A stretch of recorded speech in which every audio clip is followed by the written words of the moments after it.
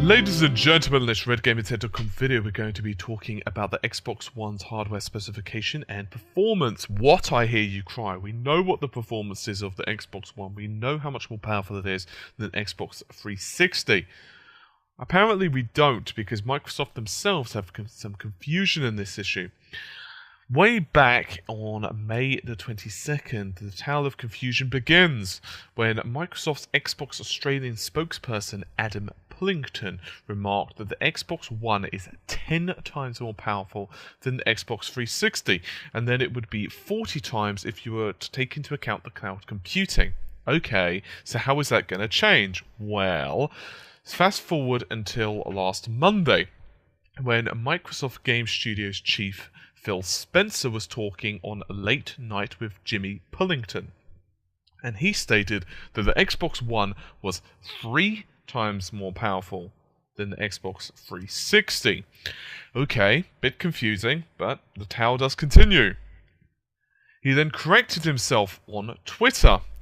He said that it was 8 times more powerful without the cloud. But no, wait, he corrected himself again and then said it was 10 times more powerful without the cloud. He said that the 8 times was, and I quote, "It was a mistake. 8 times is the right number. I just messed up the line." And then he's then stated later on, "Depends on exactly what you're doing with the system. For purely local functions, it's closer to 10 times without the cloud."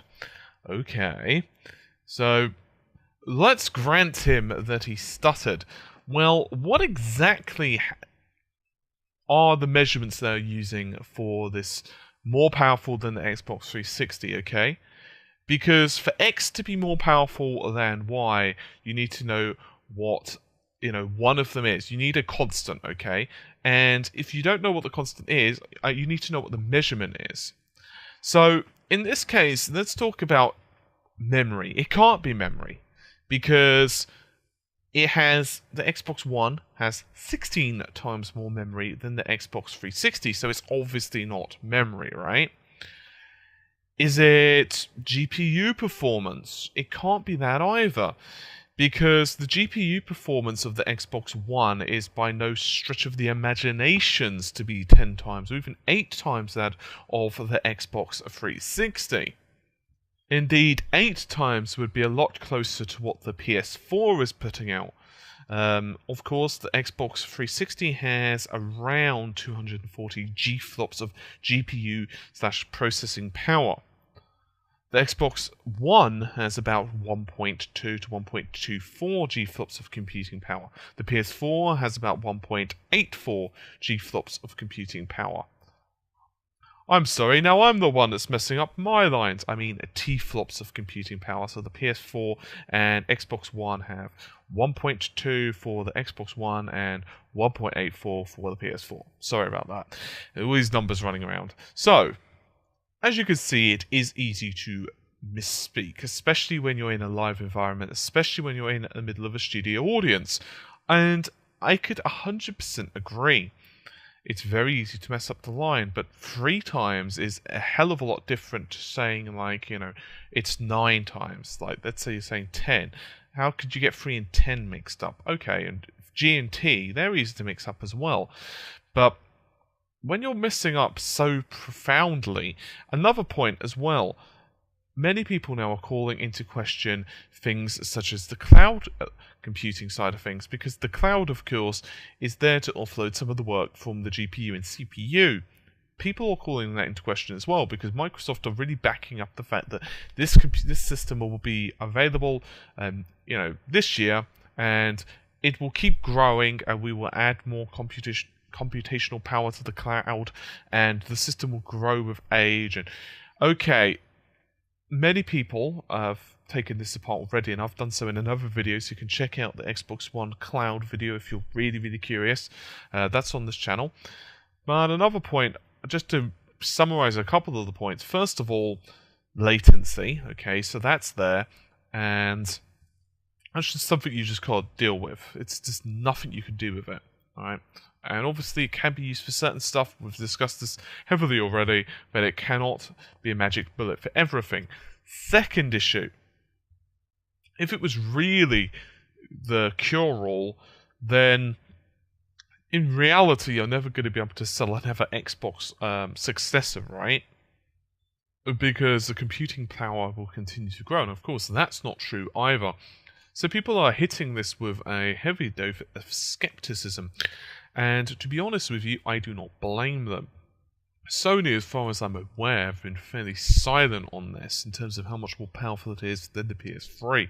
I have done a bit of checking, but I haven't found anything, so if you guys do find a quote from one of the Sony executives recently on how much more powerful the PS4 will be, please do drop it on to facebook.com/redgamingtech and I'll take a look. But Sony, of course, are just sticking with the 1.84, and they are sticking with GDDR5 RAM all of the time. Microsoft continue to say that it's X times more powerful than the Xbox 360, depending on who's speaking. But let's face it, Microsoft have made some really, really big errors recently in terms of speaking to the public and to the media. Chief among them, just a couple of days ago, Xbox support was speaking to some fellow on Twitter. And the chap asked a very simple question: if I get banned on Xbox Live, am I screwed with the games collection I have? In other words, if I buy a single-player game, whatever that title is, can I still play that game online if my account is banned? Simple, black and white question. And they responded to him rather promptly, and they said, "Why, my good fellow, that is certainly not the case. If you're banned, you lose all access to the games." And rather obviously, this prompted a series of questions around the internet, and Microsoft finally responded. More to the point, Major Nelson responded and said, "No, this isn't the case. This is actually wrong. You do not lose access to your games. You just lose access to, well, playing online." So very similar to the current Xbox, right? And then, of course, there have been the other issues with Twitter that they've had, such as the deal with it, and I won't really even need to elaborate on that. I'm sure most of you guys are familiar. If not, you can just Google for about 2 seconds. You'll find out Microsoft deal with it, and I'm sure you'll probably come up with many, many a laugh. Regardless, stuff like this is not good for business. Just today, they've been trying to defend their price point as well. So Microsoft really seem to be constantly on the defensive, as I've said in another video, or a couple of videos now, and constantly making little mistakes like this, especially when you're on the air in front of, well, let's just say a small, not a small audience. It's not really a good thing, especially when you're asking them to plonk down 500 for the privilege. So yeah, as I said, I highly doubt it's going to be 10 times the performance of the Xbox 360. If so, what does that make the PlayStation 4? That is what I would like to know, or for that matter, what the hell does that make a gaming PC? What does that make a high-end gaming PC? Does that make it 40 times the performance, not including the cloud? It's just ridiculous. I don't like when companies use metrics like this. It really, really bugs me. When a company says something is X times more powerful, tell me what you are basing that number on. I don't like that. Just tell me how you're calculating it, really. That's all I want to know. Tell me what numbers you are using to calculate this. And this is another issue, by the way, that I have with a couple of other games developers as well. Specifically Blizzard. When I used to play World of Warcraft, they'd always say that our internal numbers, show that X-Class is not doing enough DPS, or X-Class is doing too much DPS, or whatever.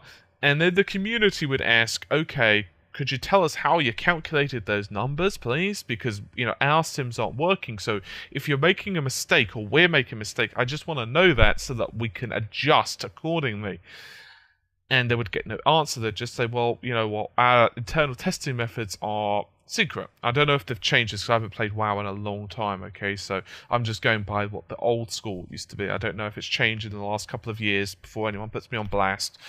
But it just used to piss people off because, tell me how you're calculating it and then we can go from there. Because if I'm coming up with one mathematical formula and you're coming up with another mathematical formula, those maths may not even add up because we're not even calculating the right thing. For example, Microsoft in this case could be saying, okay, we're going to take the GPU power, we're going to take the CPU power, we're going to take the amount of hard drive space, we're going to take the amount of available bandwidth on the memory, we're going to take the amount of RAM on the system, we're going to take everything and we're going to boil it down to averages of how much more powerful it is in the Xbox 360, and we're going to average that out and use that as the arbitrary number. That doesn't work, okay? Because, as we all know, saying that, say, a console has like 10 times more disk space, what does that matter if you're trying to calculate something? And obviously it doesn't have 10 times more disk space, but you get the idea what I'm saying. I'm, of course, being a bit silly and whimsical here for the sake of video, but you understand what I mean, right? It's like, tell us how you're calculating this so we can understand. And when you're saying that it depends what you're doing with the system, are you talking about just being on the dashboard? And I'm not trying to be funny. I'm not actually trying to be like anti-Microsoft here, because as I've said millions of times in my videos, I want Microsoft to do well. Not because I have a massive love affair for Microsoft, not because I dislike Sony, but because I like both equally. And the problem is, if you have just one console that does really well and the other one just gets absolutely pillaged, and it seems to be happening right now because Microsoft cannot gain traction. And the problem is, when you keep making mistakes like this, tell people how it's being calculated, be really honest about it, because at some point or another, there are a lot of smart people out there and they're going to figure this stuff out. Like Nintendo, for example, weren't being 100% honest in terms of the Wii U specifications, lo and behold. Some of the stuff gets, well, found out pretty damn quickly, doesn't it? Because people open up that console and they will figure out how the performance is going. And what parts are inside it. And that's why now console manufacturers are a lot more honest than they used to be. Because Sony, for example, when the PS4 was announced, you know, most conferences, they didn't used to be this technical. They just used to say, okay, the console has X. And that was basically it. Like, back in the PlayStation era, you'd hear a lot of CD-powered console, because CD was somehow synonymous with, like, you know, multimedia and superpower, when in reality, of course, you can have a CD drive, and it doesn't matter how powerful the CPU is. As long as it's powerful enough to actually read the data from the drive, and it was fast enough to keep up, what the hell does it matter? But people were just considering that synonymous. And of course, then there was the whole HD era thing, when companies would just add HD to the end of something. It doesn't matter what it was. Buy these tomatoes, they're HD versions, and of course people would be really happy to buy it. In other words, sometimes there just has to be some figures there. Sony were just blunt, and they just said, okay, here are the figures for the console. And Microsoft have been fairly honest as well. They have said X, Y, and Z. The problem is, then they're saying that it's 10 times more powerful than the Xbox 360 and 40 times with cloud-based computing. And once again, I would really just like them to answer the questions of how it is 40 times or 30 times or 10 times or whatever numbers they're going to end up using more powerful. Not because of any other reason, I just want to know what measurements they're using in case I, as a tech channel, or anyone else, am missing something. Because obviously if we are, then we can correct ourselves. And this isn't me being cynical, this isn't me being harsh or whatever, this is just me being honest. If we are missing something, or you know something of how your console works, and it's obviously, you know, we're ascertaining the numbers and the figures wrong or something or another, then tell us so that we can analyze that and better educate ourselves or better understand. But right now, the figures that we have from you guys, from Microsoft of course, they're not making sense, at least to most people in the tech industry, including myself and tons of other people who have been around for quite a long time as well. So anyway, that's just a bit of a rant on my part. So hopefully you've enjoyed the video anyway. I will hopefully see you guys soon. Take care and bye for now.